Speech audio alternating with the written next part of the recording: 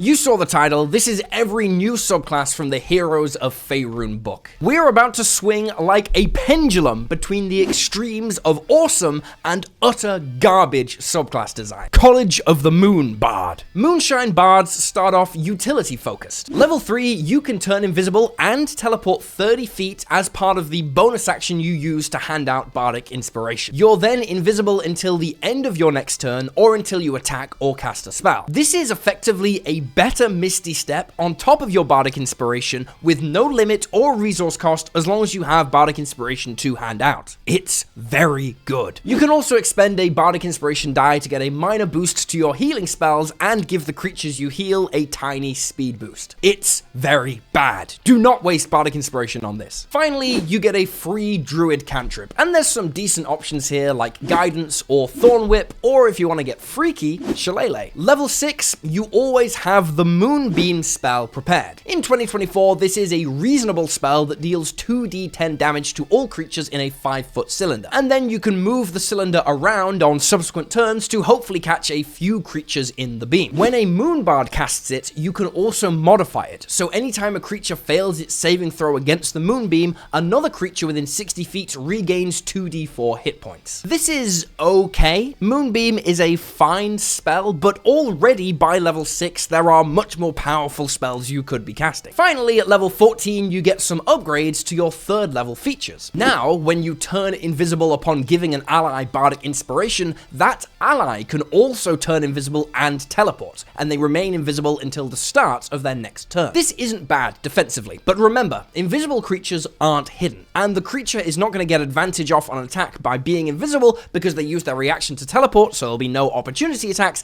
and it ends at the start of their next turn. You can also use 1d6 instead of expending a use of Bardic Inspiration when you buff your healing spells. That now makes this feature okay. It's a free 1d6 bonus on all healing. But you are level 14, it's not like this is much to write home about. The invisibility stuff and the teleporting, I think that's cool. But aside from that, this is a subclass that doesn't really do much. I'm also not crazy about the Moonbeam spell being basically an entire feature. Compare this to the Glamour Bard, who get a feature at 6th level built all around command, and how awesome that feature is, and you really see how lackluster this one is by comparison. Despite being a huge flavor win of a subclass, the power of this Moon Bard is eclipsed by other subclasses. Haha.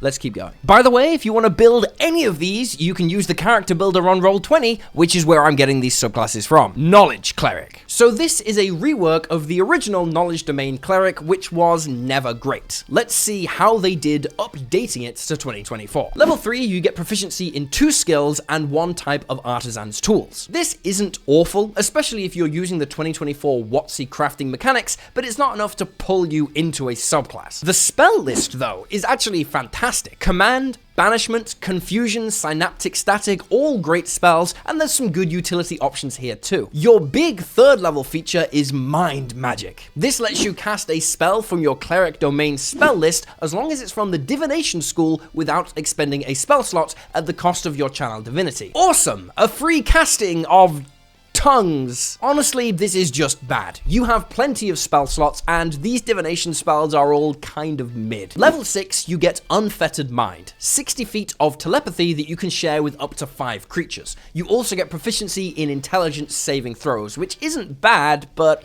it's kind of Finally, at level 17, you get Divine Foreknowledge. As an action, you grant yourself advantage on all attack rolls, ability checks, and saving throws for 1 hour. You can use this once completely for free, and you can use it again at the cost of a 6th level spell slot. This would be fantastic on a cleric that had features which lent into attack rolls, such as a War Cleric, for example. However, seeing as the Knowledge Cleric really isn't doing this, it's mostly going to be a defensive feature giving you advantage on all saving throws. Sadly, the Knowledge Cleric is still extremely mid, in my opinion, which is a shame because I love the vibe of an old scholarly priest type character. But clerics have probably the strongest subclass selection in the entire game, so middling features like telepathy and some extra skill proficiencies really aren't going to cut it, even with this really quite good spell list. But the next subclass is a revisit of an infamously trash 2014 subclass, so let's see if they do better this time. Okay, welcome to therapy. What's the issue? Oh, I don't know, Doc. I'm feeling really happy and optimistic and filled with hope. Wow. So you're clearly insane. Yeah, happy in 2025. I don't know what's wrong with me. Oh, okay. Don't worry, because I have got the most iconic, terrifying, horrifying D&D adventure ever created right here. Dungeons of Drakkenheim. The Emmy award-winning adventure created by Kyle and Marty from the Dungeon Dudes? That's right, and it's out now on Kickstarter for the Daggerheart TTRPG. That's a campaign that'll scar me and my players for life. It's perfect. Dungeons of Drakkenheim steps into Daggerheart at last. A complete campaign guide for the massive dark fantasy hit in a level 1 to 10 adventure. Adversaries, environments, contamination mechanics, and more. This is a colossal expansion to Daggerheart where fear reigns and players gain mutations. The more corrupted you become, the more hope is lost. Can you survive the cursed city? Featuring new mechanics that tie beautifully into Daggerheart's hope and fear system, this is the ultimate adventure for heroes brave enough to heed the call. If you've never stepped into Drakkenheim before, now is the perfect time. Dungeons of Drakkenheim Daggerheart is out now on Kickstarter. Grab your copy today, link in description. Banneret Fighter. So, level 3, you get Comprehend Languages and you can cast it as a ritual. This is entirely new to this new version of this subclass, and it's always nice to get some utility spellcasting as a martial character. You also learn one additional language of your choice, which is a little redundant, seeing as we just learned Comprehend Languages and we can cast it for free, but, you know, it's a ribbon feature. You also gain a bonus skill proficiency, but okay, where's the actual meat? Well, it's here. It's group recovery. When you use your second wind to regain hit points as a bonus action, you can choose a number of allies within 30 feet equal to your charisma modifier. Each of them then regains hit points equal to 1d4 plus your fighter level, and you can do this once per short or long rest. This is basically the same as the original feature, just with 1d4 additional healing. Vibes wise, this is kind of awesome. It would feel amazing to potentially pick up 3 or 4 downed allies all at once as a bonus action as a fighter. However, that's only going to happen like 1 in a million times, and in terms of actual power, a once per short rest combat heal of about 5 hit points at this level is really not going to cut it. However, the feature does get an upgrade at 7th level. Now when you use it, all the creatures you heal get advantage on all d20 tests until the end of your next turn. That is a lot of advantage you are handing out. It's pretty good. In fact, if this was all part of the 3rd level feature, that 3rd level feature would be good. But it's not part of your 3rd level feature. This is your entire 7th level feature. And when you take the whole thing as a package, it is definitely lacking in terms of power. But at level 10, when you use your action surge, you can target a number of creatures up to your charisma modifier within 30 feet, and they can use a reaction to make an attack or move. Now that is fantastic. Giving the squad an additional 3 or 4 attacks is insane action economy. This is really powerful. At level 15, when a creature within 60 feet of you fails a saving throw, you can use a reaction to expend a use of your Indomitable to let them re-roll with a bonus to the check equal to your fighter level.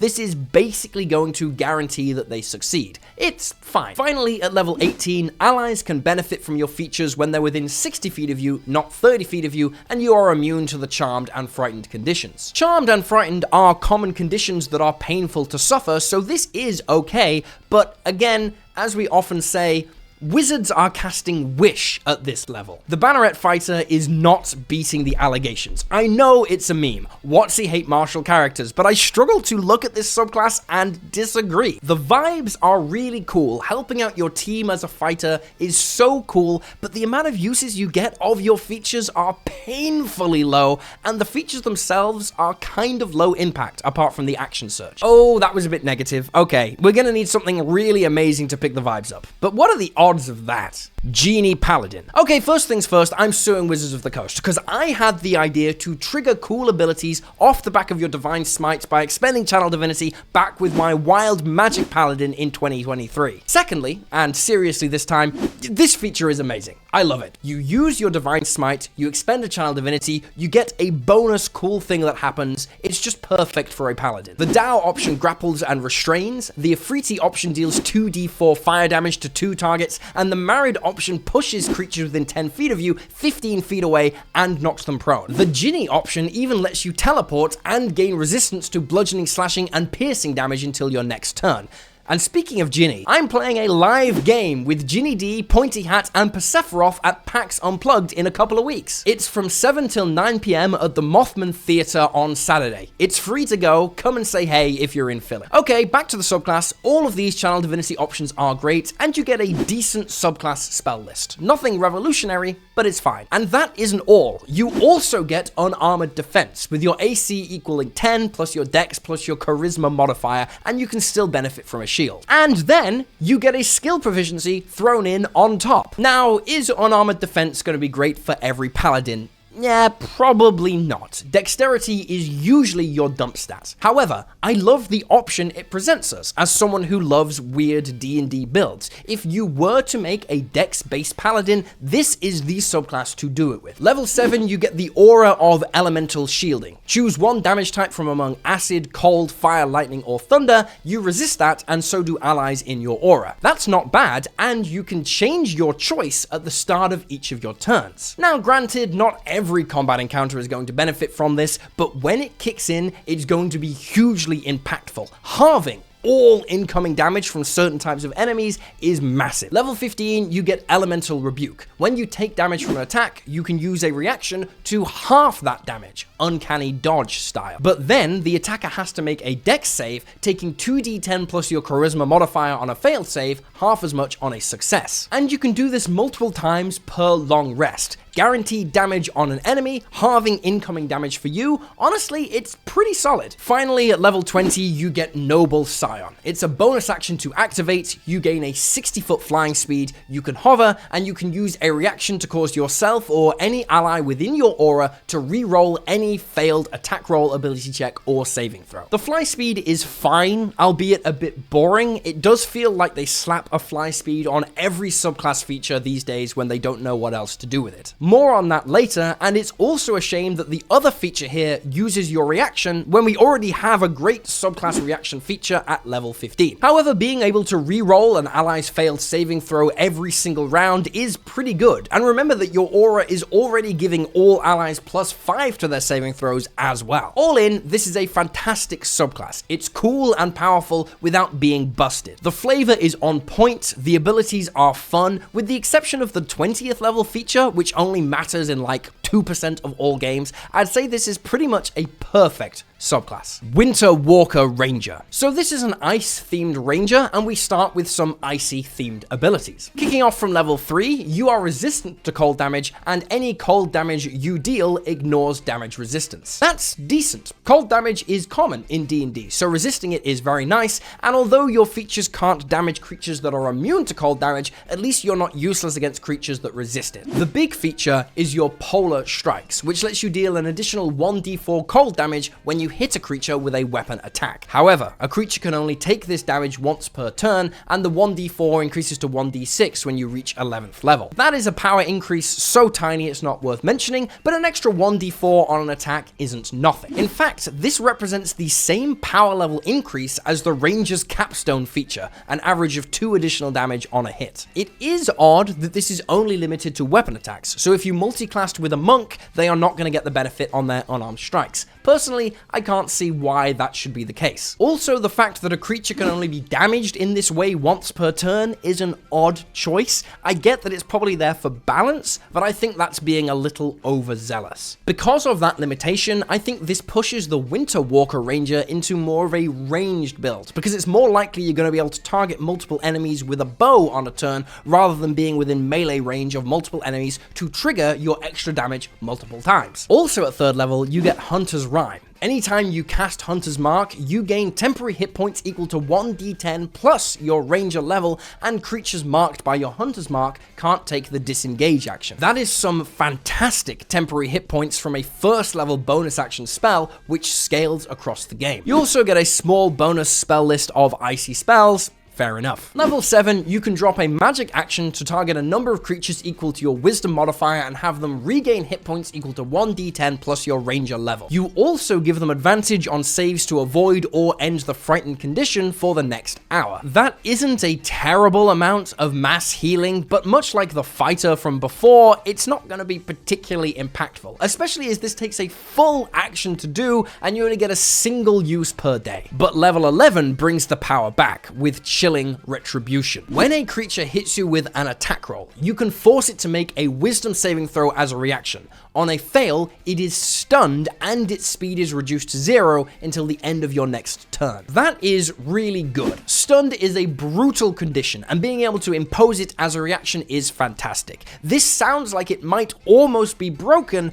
however, there are a couple things to bear in mind. Stunned is usually really powerful because it steals an enemy's entire turn. They can't take any actions while they're stunned. However, this triggers when an enemy hits you with an attack, so they are probably already taking their turn. It then ends at the end of your next turn, so it's unlikely this is going to be stealing an enemy's entire turn away. That's still really good. I'm just pointing out that it's less insanely powerful than it might first appear when you put it in the context of how combat actually flows. But also, this works at any range. You can freeze someone who hits you with an arrow from 300 feet away if you need to, and you can use it a number of times per day equal to your wisdom modifier. Finally, at level 15, you get Frozen Haunt. When you cast Hunter's Mark, you can adopt a ghostly form. You are immune to cold damage, and when you adopt this form, and at the start of each of your subsequent turns, you can deal 2d4 cold damage to all creatures within 15 feet of you of your choice, no saving throw. You're also immune to the grappled, prone, and restrained conditions, and you can move through creatures and objects as if they were difficult terrain, but you do take 1d10 damage if you end your turn inside an object or a creature. As I always say when we see these type of features, 1d10 damage is nothing at this level. It really doesn't matter. For the benefit of being behind full cover while you're inside a wall, that is more than worth it. You get a free use of this once per day, and you can do it again by expending a spell slot of 4th level or above. Now, it is no secret that the Ranger in 2024 is in a rough spot. I don't need to go over it again, there are plenty of videos explaining why. Seeing as they can't fix those mistakes, at least for a while, now that they've printed them, this seems to be the design approach the designers at Wizards of the Coast are taking. The core class basically requires that you cast Hunter's Mark to access a bunch of your late game features, so subclasses are now stacking abilities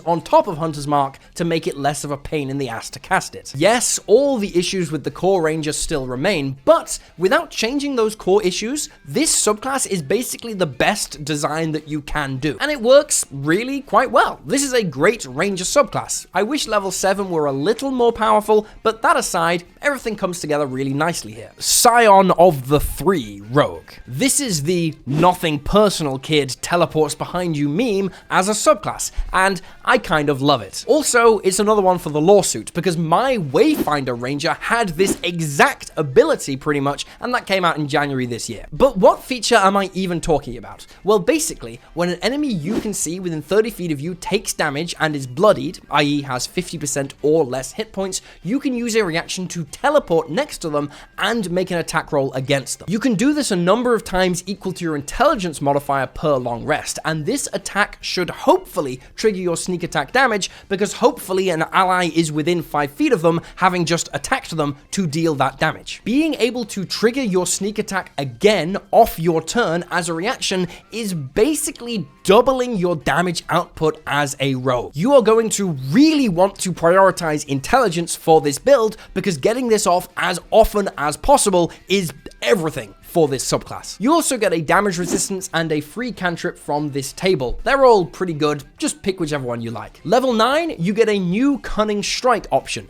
Terrify. You give up 1d6 of your sneak attack damage to force the target to make a wisdom save, and on a failed save, they are frightened of you. While frightened, you have advantage on attack rolls against that creature. And obligatory lawsuit number 3, I did this years ago with the Vigilante Rogue, whatever. Now, this feature isn't terrible, but it is worth noting that it perhaps doesn't synergize too well with what this subclass wants to be doing. The frightened condition is at its most powerful when creatures are far away from you, because it stops them from moving closer to you. However, this subclass is all about teleporting directly next to the creatures you are fighting. Level 13, however, is just utter trash. Sorry, not sorry. When you teleport, each creature of your choice within 10 feet of the space you left or the space you enter takes damage equal to your intelligence modifier. So that is, at absolute best, 5 damage. This is just not enough damage to be giving someone for their entire level 13 feature. Honestly, you could double that damage and this would still be pretty weak. Finally, at level 17, you regain 1 use of your teleport feature anytime you finish a short rest. That's pretty good, seeing as the point of this entire subclass is to be abusing that to double your damage as much as possible. Also, when you roll your sneak attack damage, you can treat a roll of a 1 or a 2 on the dice as a 3 instead. That is a mathematical increase of 0.5 extra damage per sneak attack dice rolled, which is about 4.5 extra damage a turn at this level. It's not huge,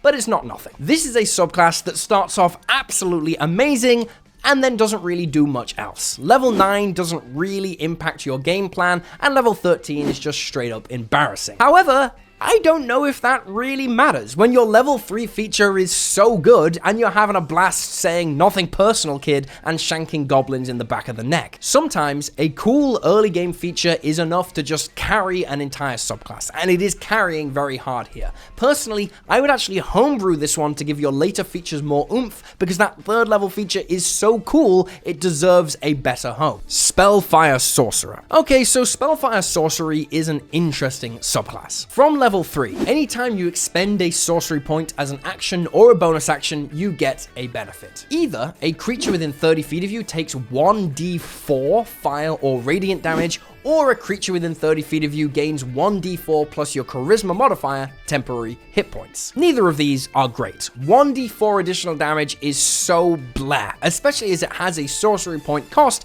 and we just saw a ranger that got 1d4 damage that could potentially trigger up to 3 times a turn from level 5. The flip side is that this is kind of free as long as you are expending sorcery points, which you probably are going to be doing. And it's not like temporary hit points are bad, but because it's not actual healing, you're not going to be picking up any downed allies with this, which is a shame. You do, however, get some actual healing spells and nice utility spells that sorcerers don't normally get, like Cure Wounds and Lesser and Greater Restoration, which is really nice. Level 6. You always have Counterspell prepared, and whenever a creature fails its save against your counterspell, you regain 1d4 sorcery points. Regaining sorcery points while casting a spell as a reaction is fantastic, absolutely no lie. The problem is, the amount of spellcasting enemies in D&D 2024 is pretty low. So unless you're fighting enemy mages a lot, this feature doesn't really exist. Like in 95% of combat encounters, this does nothing because you're not getting an opportunity to counterspell. Level 14 is Honed Spellfire. Now, when you grant an ally or yourself temporary hit points when you burn a sorcery point, the temporary hit points are equal to your sorcerer level, plus 1d4 plus your charisma modifier. Suddenly, that is really freaking good. Handing out 22 temporary hit points every single round is fantastic, seriously. Alternatively, you can deal 1d8 damage to a creature instead of 1d4. That is trash, ignore it. Lastly, at level 18, you get a bunch of benefits when you use your innate sorcery by taking on a Spellfire form. Innate sorcery is the new sorcerer feature that bumps your powers as a bonus action for 1 minute. If you need a reminder, it's good, sorcerers use it all the time. While in this form, once per turn, you can burn some of your unspent hit dice to reduce incoming damage. This is kind of nice, and it flows into that sort of tanky sorcerer vibe we've morphed into with the temporary hit points we're gaining. You also get a 60-foot fly speed. Again, because that is the feature we slap on everything now when we can't think of anything else. And finally, you get what is effectively the evasion trait, but for spells only. Whenever you'd make a saving throw to resist the damage of a spell, you take no damage if you succeed, and only half damage if you fail. Sadly, because it only works on spells, it's useless against most saving throw effects like Dragonfire. Once again, this is a feature that is useless in 90% of combat encounters. I love sorcerers, and I really want to love this subclass, but in practice, I think it's going to be extremely mid. Your DM is going to have to do a ton of heavy lifting, basically building a mage into every single encounter you come across for you to get uses out of half of your features. Maybe in a campaign where you know there's going to be a ton of mage duels, it's okay, but even then, the features aren't like amazing. They're just fine. The spell list and the level 14 feature are good though, so there is stuff to explore here if you're really dedicated to exploring Spellfire. Bladesinger Wizard. Okay, let's talk about the 2024 Bladesinger Wizard. Honestly, it is basically the same. You recover a use of Blade Song when you use your Arcane Recovery feature now, which is a tiny upgrade, I guess, but of course you now get Blade Singing at 3rd level rather than 2nd level, which makes multiclassing a little more obnoxious. You can also choose your bonus skill proficiency now, rather than it having to be performance. Aside from that, everything's the same until level 14. Before, you could add +5 damage to every weapon attack you made. That's 10 bonus damage a turn. Now, you can make a single weapon attack if you use your action to cast a spell. The new version is probably a better feature, but it's honestly debatable. It depends what you're wanting to do with this build.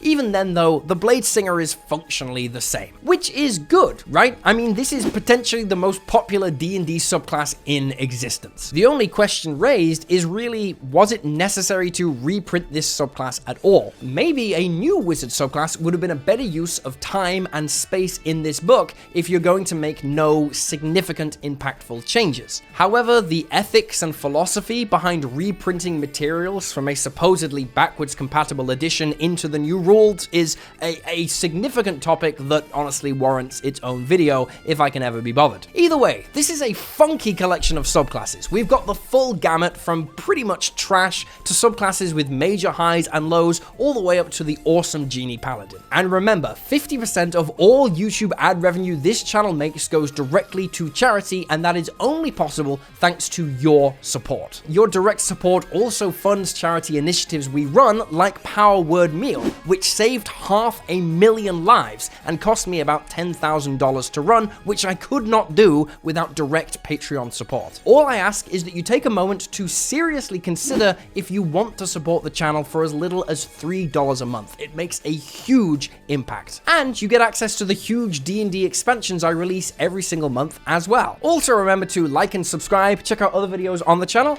and yeah, that's all I got. I'll see you next time.